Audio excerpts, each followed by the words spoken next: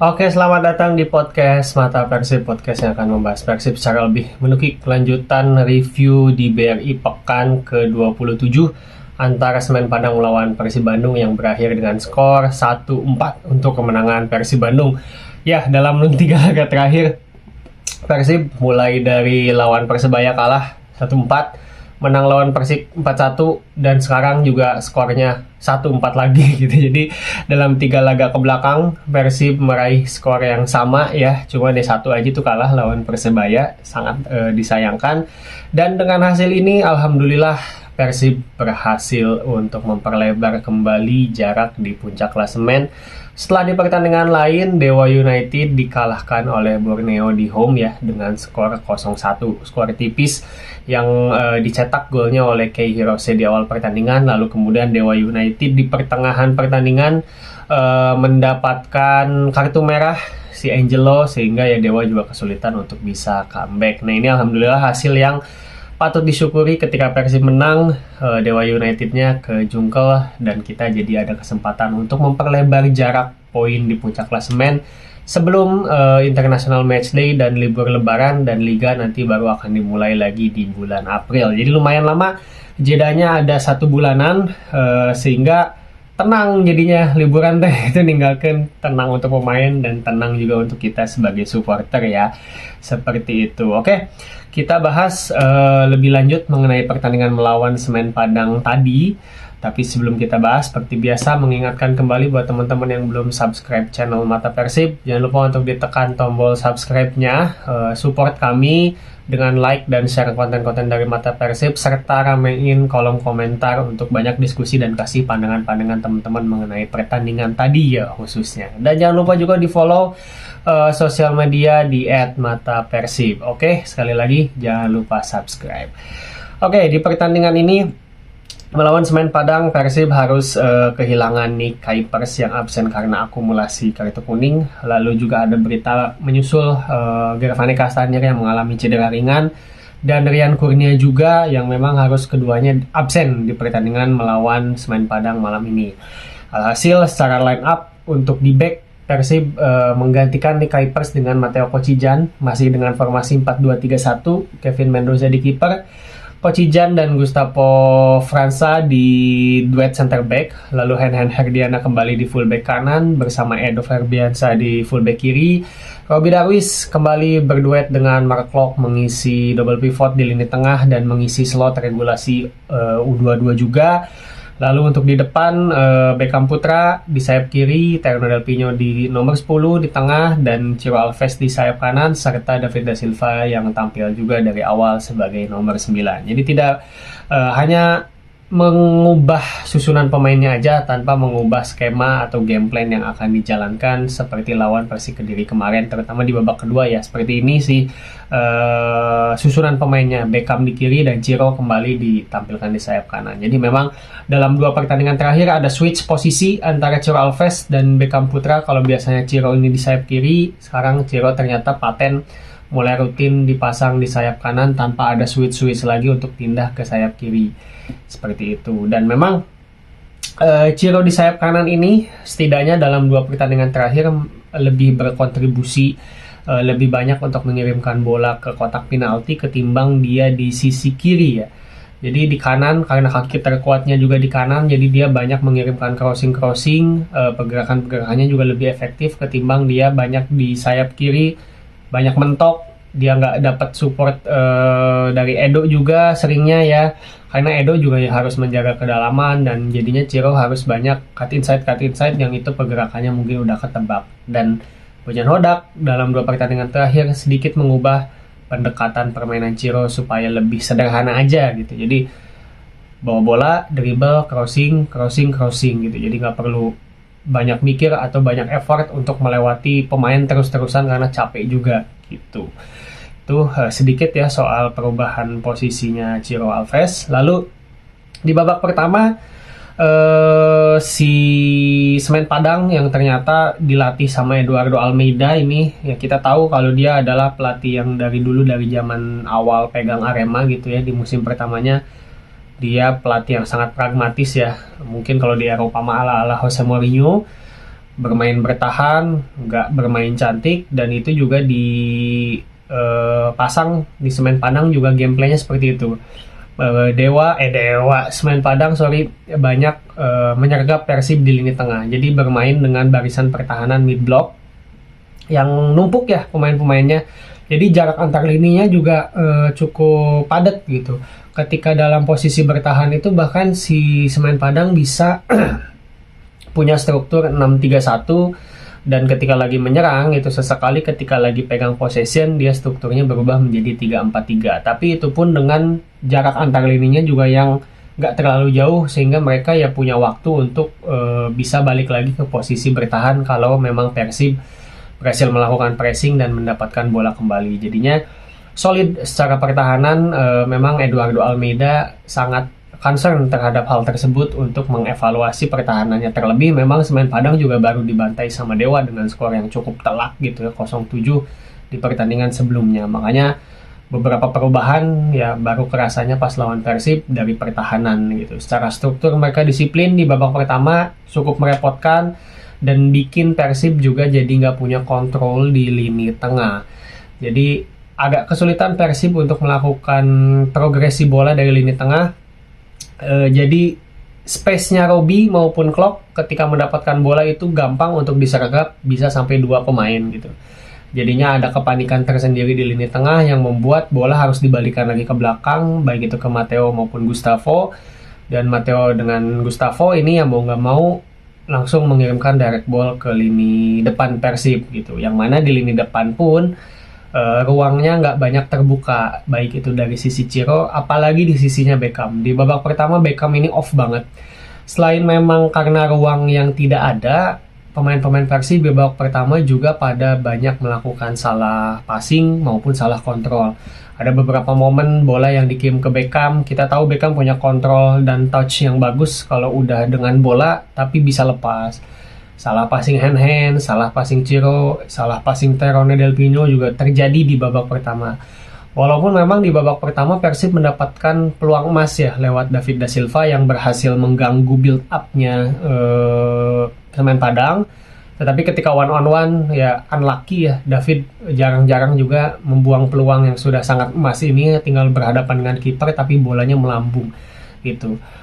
Nah ini uniknya Semen Padang juga begini nih, dia bermain dengan pertahanan yang berlapis, tetapi ketika build up, dia tidak build up dengan direct ball. Jadi build up-nya justru dari bawah, umpan pendek dari kipernya si Arthur ke back Rosad maupun ke Bima Reksa. Di situ Bima Reksa sama Rosad juga mencari pemain di lini tengah yang turun gitu. Biasanya yang turun itu ada Dimas Roni maupun yang asingnya si Cabi, turun untuk bantu menjemput bola. Lalu setelah bolanya ada di lini tengah, disitulah mereka direct ball ke sayap yang biasanya sih ke kanan, condongnya ke kanan. Tadi yang terjadi di babak pertama ini condongnya ke kanan, ke areanya Galapagamo. Di areanya Galapagamo, di situ juga disupport sama Cornelius Stewart yang memang pergerakannya mobile juga untuk bantu serangan Semen Padang terutama di sayap kanan. Persib cukup kerepotan di babak pertama di area sisinya Edo ya. Jadi Edo juga gak bisa bantu Beckham untuk banyak maju karena Edo selalu kalah jumlah di sisi kiri. Jadi beberapa kali bola progresinya si Semen Padang itu ke areanya Galapagamo dan Persib diobrak-abrik di situ. Edo terlewati atau crossing juga berhasil bisa dilesakan oleh Semen Padang tuh dari sisi kanan. Ya beruntung memang belum banyak peluang yang terjadi dengan upaya-upaya tersebut. Tetapi Semen Padang justru unggul lebih dulu di babak pertama melalui gol dari titik penalti yang memang ini pun debatable ya. Bermula dari pergerakan di half space kanan, di situ si Cabi yang memang coba menusuk lalu di-tackle sama Klok. Secara angle memang Klok ini mendapatkan bola karena buktinya adalah ada pergerakan bola yang berhenti ketika kakinya Klok masuk. Tetapi ya memang tipis-tipis juga ada sentuhan ke kakinya si Cabi ini. Makanya dianggap penalti. Cuman ini memang yang saya cukup kecewa di pengecekan VAR tadi. Yang pertama adalah kenapa tidak dicek dengan mode slow motion. Dengan mode slow motion kita jadi bisa lebih clear untuk melihat kaki nyentuh bola dulu, apa nyentuh si kakinya Xabi dulu gitu. Si kakinya Klok ini menyentuh mana yang lebih dulu? Apakah menyentuh bola atau menyentuh si Xabi? Kalau pandangan di TV, ya memang memberhentikan dulu bola kakinya Klok ini, baru nyangkut ke si kakinya Xabi. Dan Xabi terjatuh gitu. Lalu secara angle kamera pun nggak dilihat dari belakang gitu, jadinya hanya dilihat dari samping aja, yang memang ya dilihat dari sisi jatuhnya si Xabi gitu. Makanya ini agak debatable, sentuhannya minim, tapi nggak dicek dengan banyak angle maupun dengan mode slow motion tadi sih. Ya, yang terlihat di TV seperti itu, tetapi kita di belakangnya atau di kontrol VAR-nya yang nggak tahu apakah udah dicek slow motion atau enggak ya. Tetapi setidaknya yang dicek oleh wasit on field di TV tidak ada mode slow motion. Itu dan Semen Padang pun akhirnya unggul 1-0 melalui penaltinya Bruno Gomes de Oliveira. Ini penalti yang klinis ya, kencang sehingga tidak bisa dibendung oleh Kevin Mendoza. Dan setelah unggul 1-0, Semen Padang di sisa babak pertama semakin merapatkan barisan pertahanannya dengan struktur 6-3-1 tadi.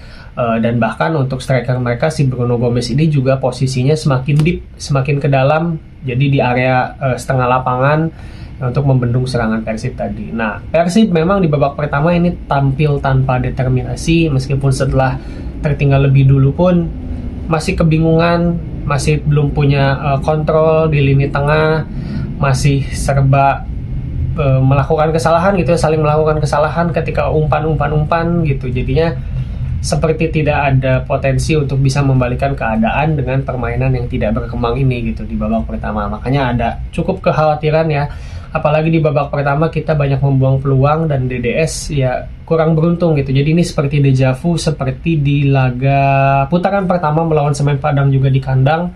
Setelah kita unggul, disamakan kedudukan, kita banyak menyerang, memegang kendali permainan, tetapi ya ketidakberuntungan itu yang bikin Persib ya jadinya tidak bisa menang waktu di putaran pertama. Seperti ada ketakutan itu gitu, apalagi memang rekor Persib di Stadion Agus Salim juga tidak bisa dibilang bagus, sehingga ya ini bisa jadi momok lah untuk hasil di malam ini. Tapi untungnya di babak kedua Bojan melakukan perubahan. Jadi perubahan pertama yang memang terasa adalah yang tadi di babak pertama kita bahas soal kontrol lini tengah, itu mulai diganti Robby Darwish dengan Adam Alis. Sehingga lini tengah bisa lebih fisikal, bisa lebih fight, bisa lebih mobile juga ya dengan adanya Adam Alis, dan Persib udah mulai bisa pegang tempo tuh di situ. Tidak terlalu kerepotan dengan mid blocknya Semen Padang, karena selain Mark Klok dan Adam Alis yang lebih pegang kontrol lini tengah, Matteo Kocijan juga beberapa kali bantu untuk bisa build up gitu dengan dia dribble keluar dari sarangnya di area center back. Jadinya di lini tengah Persib udah mulai nyaman pegang bola, udah mulai nyaman pegang possession, dan bisa mengalirkan bola ke sana sini itu lebih enak lah dibandingkan ke babak pertama. Plus memang si Semen Padangnya pun di babak kedua ini nggak se-ngepres di babak pertama. Kalau di babak pertama tadi Semen Padang punya front pressing yang ngotot, punya front pressing yang lebih terstruktur lah ya. Di babak kedua ya lebih banyak tidak ambil resiko, lebih banyak wait and see aja.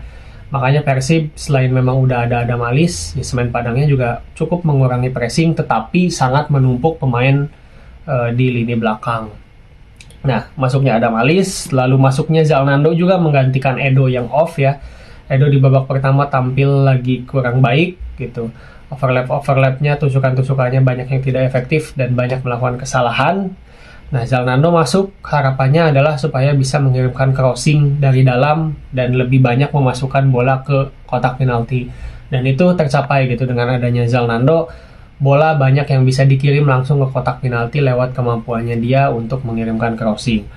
Nah, tetapi selain dari perubahan Adam Alis dan Zalnando yang masuk, ada satu detail kecil yang memang kita sadari ya kenapa Persib bisa comeback, yaitu instruksi kepada David da Silva di babak kedua. Jadi David yang memang di babak pertama ini cukup terkunci pergerakannya karena zonal markingnya pertahanan Semen Padang, di babak kedua ini bergerak dari dalam. Jadi dia menjemput bola ke dalam sampai ke lini tengah, terus dia dengan kemampuannya untuk dribble, dia membawa bola sendiri, dan akhirnya Persib bisa menyamakan kedudukan juga lewat pergerakan itu.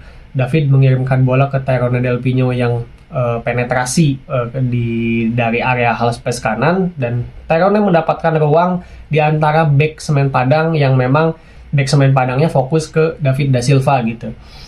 Makanya ini Tyrone berhasil mengekspos lagi kelebihannya untuk bergerak dari area blind spotnya lawan, dan ya finishingnya Tyrone ketika udah punya peluang seperti itu ya rata-rata sih selalu bisa menjadi gol, alhamdulillah.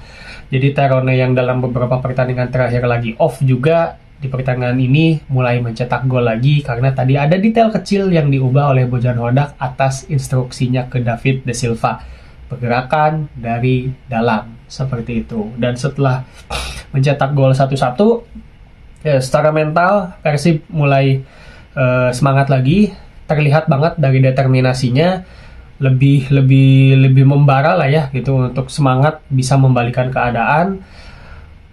Pertahanannya si Semen Padang yang sebelumnya juga sangat solid, zonal markingnya rapi, ini mulai kocar-kacir, jadi mulai nggak sabaran.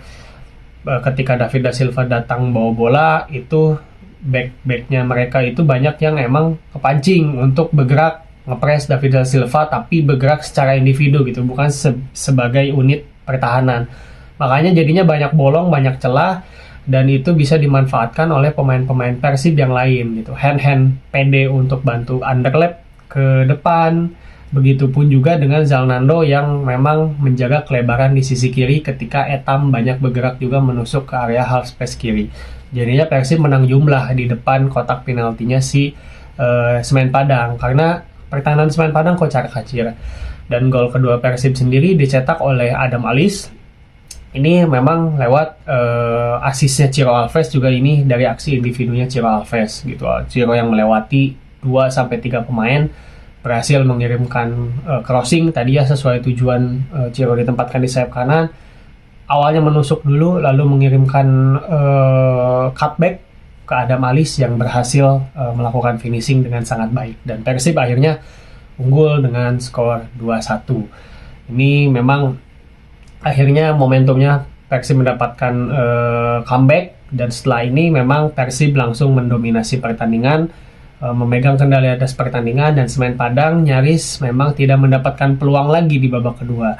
Counter attack yang dilancarkan di babak pertama jarang terlihat. Build up yang mereka lakukan sih masih dilakukan ya di babak kedua ini. Jadi maksudnya build up yang tadi dilakukan dari bawah dari kiper, Semen Padang masih melakukan hal yang sama. Tetapi secara mental itu udah mulai gempur lah ya, udah mulai panik nih si Semen Padang ini untuk karena dia jadi kena comeback 2-1. Makanya mudah Persib untuk terus melakukan pressing. Tahu momentumnya lagi dapat, Persib terus meningkatkan intensitas serangan sehingga akhirnya bisa menambah keunggulan menjadi 3-1 yang berawal dari throw in hand kepada Ciro Alves gitu. Hand yang cerdik melihat Ciro langsung mengirimkan crossing lagi ke tengah, dan di situ ada Beckham Putra yang melakukan finishing dengan sangat baik juga gitu tendangannya gitu. Dan terakhir gol keempat pun tidak lepas dari peran hand juga di sini. Jadi hand di pertandingan ini melakukan 2 umpan kunci.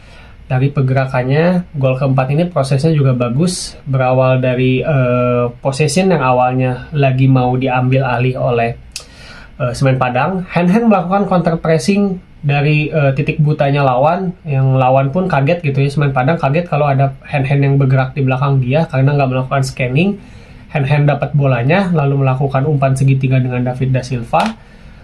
Hand kemudian menemukan Beckham di half space kiri yang udah bergerak kosong di situ, tidak ada yang menjaga, dan Beckham bisa berhasil mencetak gol keempat untuk Persib Bandung yang sekaligus menjadi brace bagi dia di malam ini. Gitu. Jadi ini sebuah gol yang terjadi karena kolektif pemain gitu ya, semuanya berkontribusi.